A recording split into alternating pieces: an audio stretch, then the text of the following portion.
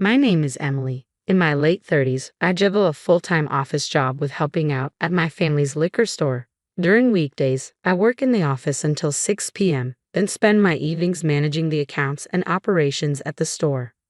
Our liquor store was once a thriving business, supplying alcoholic beverages to hotel banquet halls, pubs, sushi restaurants, and more. We enjoyed a near monopoly in the neighborhood as there were no other liquor stores around. However, recent years have brought significant changes. New regulations limiting the hours alcohol can be served have drastically reduced consumption. Banquets have become rare, and pubs have even stopped serving alcohol in the evenings. These changes have led to serious financial difficulties for our family business. As the eldest daughter, with my sister Noah already married, the responsibility of our struggling family liquor store fell on my shoulders.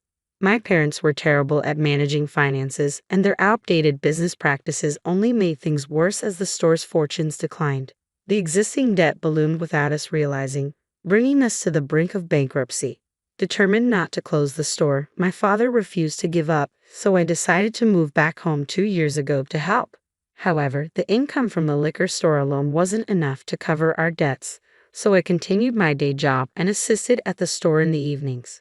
Every weekday evening, after my office job, I'd return home to find my father in the store, the shutters open, holding his favorite beer. "Ah, finally you're back," he'd say, greeting me with a hopeful smile. "Dad, are you drinking again?" "These bottles aren't selling. I'm just drinking them." My father, having consumed quite a bit of alcohol, reeked of it, and his speech was slurred. "Dad, that's enough. Don't drink the merchandise," he responded loudly. "Don't lecture me, the daughter who can't even get married."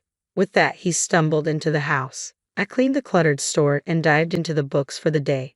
Dinner didn't happen until after 9 p.m. when I finished the store's closing tasks. I'm used to it, but I still get hungry. Since my parents had already gone to bed, I headed to the kitchen to make instant ramen and started preparing breakfast for the next morning.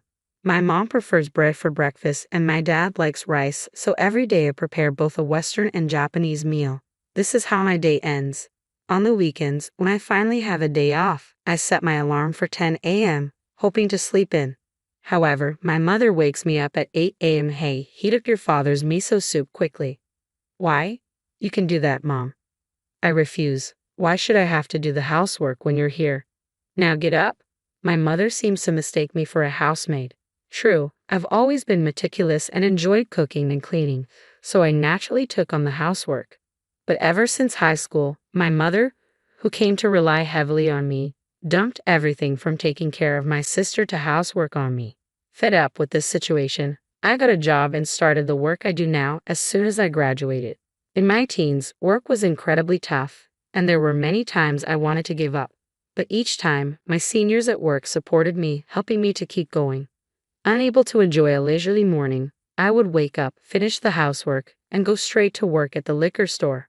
I began shouldering the family debt when the business started to struggle, a total of $3 million a year. Frankly, it's not an easy sum to manage. I lived frugally to repay the debt, using only $1 cosmetics from the dollar store and packing homemade lunches. I endured the cold as long as I could to save on heating bills.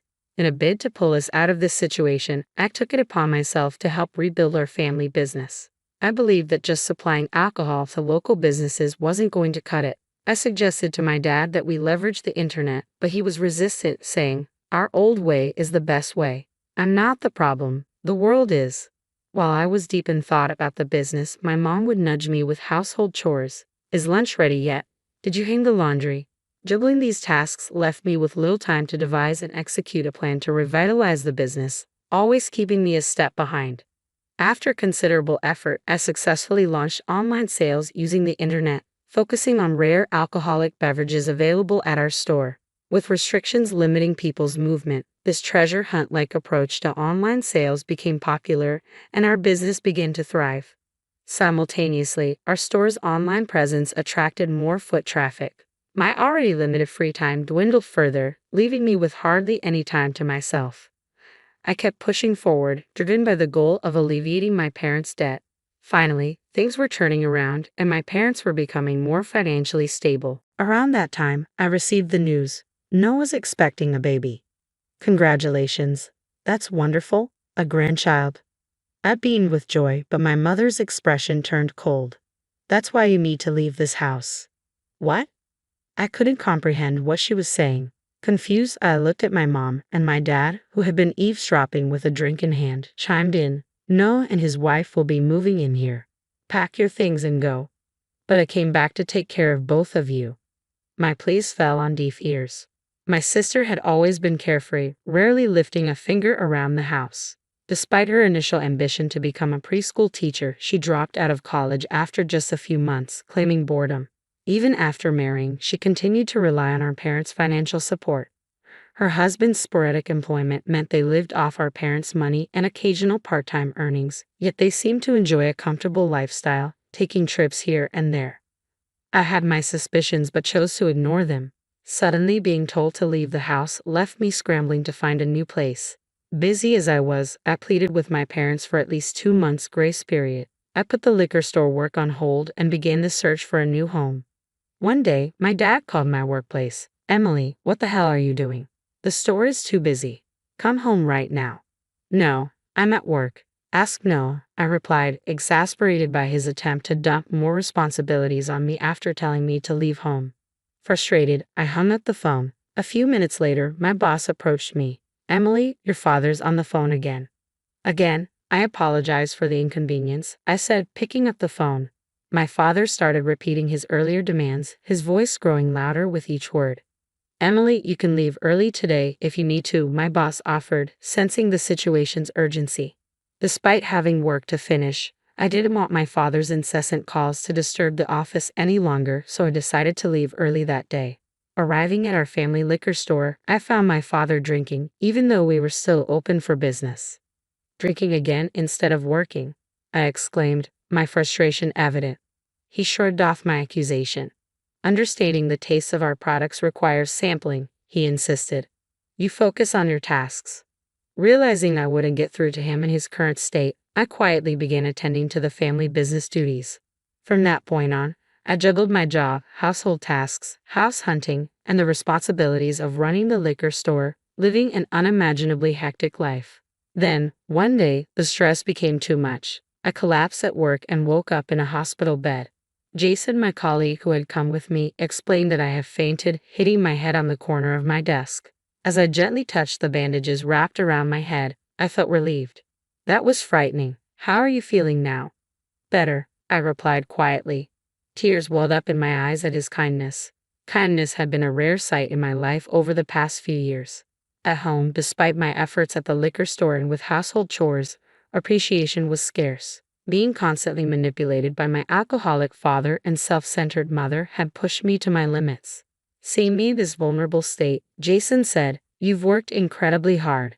Soon, you won't have to worry about the house anymore. Let's take it easy from now on." Grateful for Jason's empathy, I nodded. Moving out was on the horizon. The thought of it gave me renewed strength to endure it a little longer. Finally, I found a house and began preparing to move out. Despite this, my parents incessantly nagged me to clean every nook and cranny of the house for my younger sister and her husband, who were moving in. Fed up with being the obedient daughter, I finally stood my ground. "Why don't you handle it yourselves? It's not my responsibility anymore." My retort seemed to catch my parents off guard. My father responded sharply, "What's with the attitude? We'll be glad to be rid of someone like you." I had reached my limit with my unappreciative parents who never acknowledged my efforts. After I completed my move, my sister and her husband settled into our parents' house, and I finally felt liberated from their grip. During the weekdays, I focused on work, typically home before 8 p.m. Weekends became a cherished time for sleeping in, leisurely walks, shopping, and reclaiming precious moments for myself. Each day was a newfound joy. Then, 1 month later, a phone call left me bursting into laughter. "What's going on with this month's debt payment?" It was my mother suddenly calling in anger. "Wait, a debt? Wasn't that created by you guys?" Despite all the effort I put into rebuilding the liquor store business and handling all the house chores, who was it that kicked me out for their convenience? I didn't give my mom a chance to respond. And in the background, Noah chimed in. "Please help us out. I had no idea about the debt. I thought the liquor store was thriving and I could have an easy life coming back home." His pleas continued, but life wasn't going to be that simple. All I could do was laugh at the self-centeredness of my family, now including my sister and her husband. 4 adults should be able to manage their finances, right? When I mentioned this, I could hear my mom and Noah arguing loudly on the other end of the phone. They hurled insults, blaming each other for their inaction, completely forgetting I was still on the line. The argument escalated for several minutes. As I listened, disappointment in my family deepened, strengthening my resolve to distance myself from them. My dad, constantly drinking and avoiding work. My mom, unwilling to handle household chores. Noah, preferring not to work and relying on her parents. And Noah's husband, equally uninterested in employment. With such an attitude among 4 adults, the income from the liquor store couldn't possibly cover the nearly $1,000 in monthly debt payments and living expenses. Fed up, I declared, I don't want to be involved anymore. By the way, I'm getting married soon and plan to move overseas in a few months. Don't rely on me anymore. Upon hearing this, my mom reacted hastily. Overseas? You must have a lot of money. Don't go overseas. Come back home. I reached my breaking point and hung up on her. They kept calling, but I refused to answer any more calls from my family.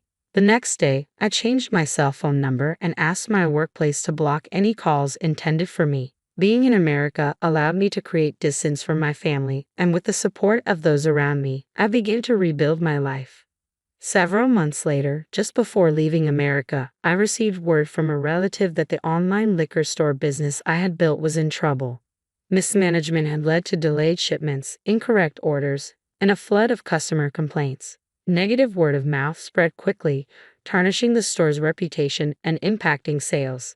Concurrently, my father's daily drinking habits became a local talking point, casting a shadow over the store's image and reducing customer traffic. Sales plummeted, and the store, which had been on the path to financial stability, was forced to shut down.